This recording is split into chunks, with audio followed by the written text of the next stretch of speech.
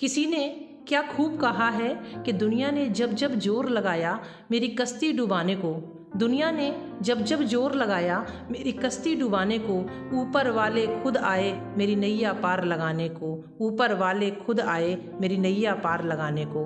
Hello everyone, स्वागत है आपका आज की वीडियो में।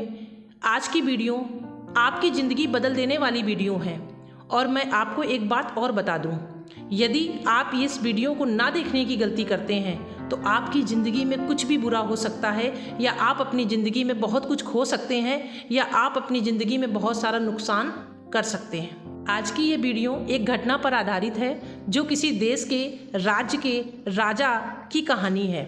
राजा बहुत ही विद्वान, बहुत ही सूझवान होता है और पूरा जीवन उसने राजपाट इकट्ठा करने में लगा देता है। और वो राजा जब बूढ़ा हो जाता है और उसके राजा का जो गुरु होता है, जो गुरु उसको ज्ञान दे करके और अपने कहीं तपस्या करने जंगल में चला जाता है, तो राजा के मन में आता है कि क्यों ना मैं, अब मेरा अंतिम समय चल रहा है, मैं बूढ़ा हो रहा हूँ, क्यों ना मैं एक महोत्सव अपने राज्य में करूँ और उसमें मैं अपने गुरु को भी आमंत्रित करूँ।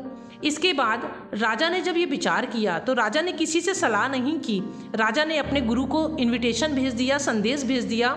जैसे ही राजा का जो गुरु होता है वह संदेश प्राप्त करता है, वह तुरंत ही राजा के राज्य की तरफ चले आते हैं। और जब गुरु आते हैं तो राजा जो है वो अपने गुरु का काफ़ी सम्मान करता है। और इसके साथ राजा ने अनेकों राज्य के राजा महाराजाओं को, राजकुमारों को भी इनवाइट किया होता है। राजा को ऐसा लगता है कि मैं इस दौर पे सभी का सम्मान करके, सभी के लिए अच्छे अच्छे प्रोग्राम्स का करके मुझे शायद कुछ खुशी मिलेगी। इसलिए राजा ने अपने राज्य में इस महोत्सव के दौरान एक नर्तकी को भी बुलाया होता है।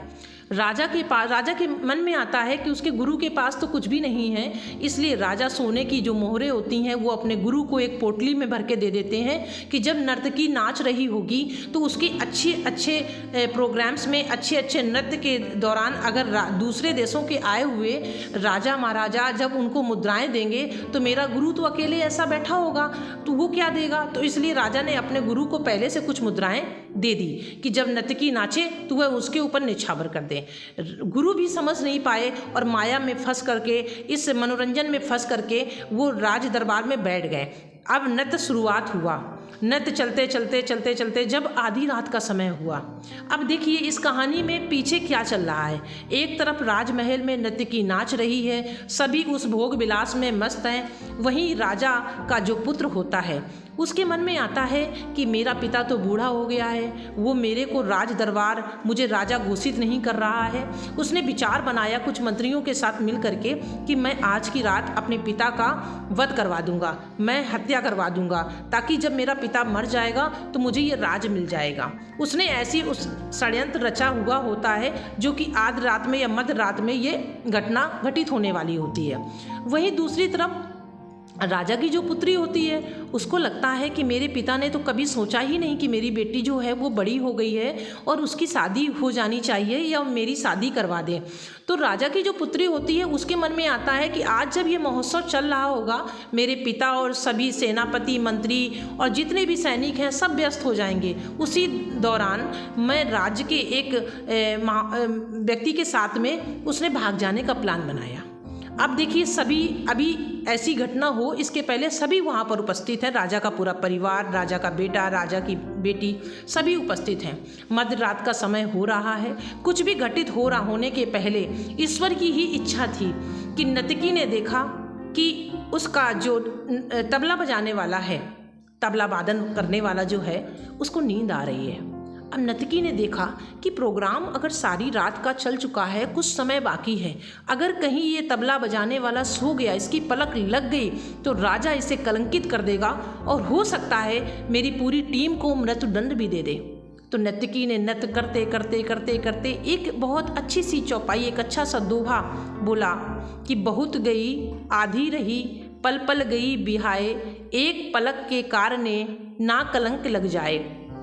अब क्या बात थी, दोहा सुनते ही जब गुरु ने सुना कि अरे नर्तकी ने ये क्या कह दिया, नर्तकी ने तो बहुत बड़ी कमाल की बात कर दी, मुझे बहुत बड़ा पाप करने से रोक लिया कि बहुत गई आधी रही कि पूरा जीवन तो गुजर गया है, अब मेरी ज़िंदगी थोड़ी सी बची हुई है और पल पल गई भी है, जो पल पल करके एक एक पल पल करके कट जाएगा, एक एक समय श्वास श्वास समय निकल जाएगा और एक पल के कारण कहीं ऐसा ना हो कि मैं जो ये नृत्य देख रहा हूँ, मेरे जीवन भर की जो जंगल में मैंने तपस्या की, जंगल में मैंने भगवान की भक्ति की, वो मेरा सारा पुण्य एक पल के कारण मेरा जीवन कलंकित हो जाएगा।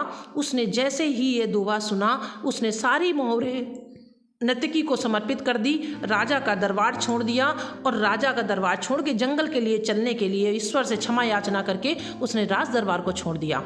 और जैसे ही फिर से ये दोहा नर्तकी ने बोला, उसके पुत्र राजा के पुत्र ने जब ये सुना, कहते हैं राजा के पुत्र ने सोचा कि आज नहीं तो कल मेरा पिता निश्चित ही तौर पे जीवन यात्रा समाप्त करके, अपना जीवन समाप्त करके ये राज दरबार, ये सारी संपत्ति मेरे लिए ही तो छोड़ देगा। अगर आज ये दोहा मैंने ना सुना होता तो मैं अपने पिता का वध करवा देता, मैं अपने पिता की हत्या करवा देता। फिर ये कलंक एक पल की गलती के कारण, एक पल के लोभ और मोह के कारण जो मेरे जीवन में ये कलंक लगता, मैं पूरी ज़िंदगी अपने आप को माफ़ नहीं कर पाता। उसने जो अपने पास मुकुट रखा हुआ था, वह अपना मुकुट उस नर्तकी को सौंप देता है। फिर वहीं जब ये दोहा राजा की पुत्री सुनती है, वो भी विचार करती है कि बहुत रही आधी गई, कि मेरा जीवन भी इतना बीत गया है, आज नहीं तो कल मेरा पिता कहीं ना कहीं कोई अच्छा वर देख करके, राजकुमार देख करके मेरी शादी कर देगा। लेकिन अगर मैं आज भाग जाती, अगर मैं ये दोहा ना सुनती, मुझे एहसास ना होता, मैं ये गलती कर जाती, तो मैं पूरी ज़िंदगी पछताती और मेरे पिता का नाम भी बदनाम हो जाता। इसलिए उसने अपने जो गले का हार था, जो उसने निकाल करके नर्तकी को दे दिया। जब ये सब देख रहा है राजा, तो कह रहा है, अरे ये नर्तकी तो बड़ी चालाक है, इसने तो सभी को एक दोहा बोल करके लूट लिया। तो जो उनके राज जो गुरु होते हैं, जो जा रहे होते राज्य को छोड़ करके, वो कहते हैं, राजन इस नर्तकी को कुछ मत कहो, ये नर्तकी जिसको तुम वैश्या कह रहे हो, ये वैश्या नहीं है, ये तो मेरी गुरु बन गई। क्योंकि मैं गुरु के बिना जो भक्ति कर रहा था, जो मैं तपस्या कर रहा था, जो मैंने पूरे जीवन दान पुण्य किया, मेरा एक पल आपके दरबार में आकर के और इस नर्तकी का देख करके जो मैं भोग विलास में पड़ गया, मेरे पूरे जीवन का पुण्य खराब हो जाता। इस नर्तकी ने ये दोहा नहीं बोला, बल्कि न जाने कितने लोगों की जिंदगी में एक पल में घटित होने वाली उस घटना को रोका है। जो एक पल में इंसान एक एक पल की खबर नहीं रखता है और अपने क्रोध में आकर के, अपने आलस में आकर के जो एक एक पल में वो घटना कर देता है, गलती कर देता है, वह उसके पूरी जिंदगी के कर्म को, पूरी जिंदगी के मेहनत को मिला के खाक में राख कर देता है। इसलिए ये जो नर्तकी है वो मेरी गुरु है और इसने हम सभी की आंखें खोली है।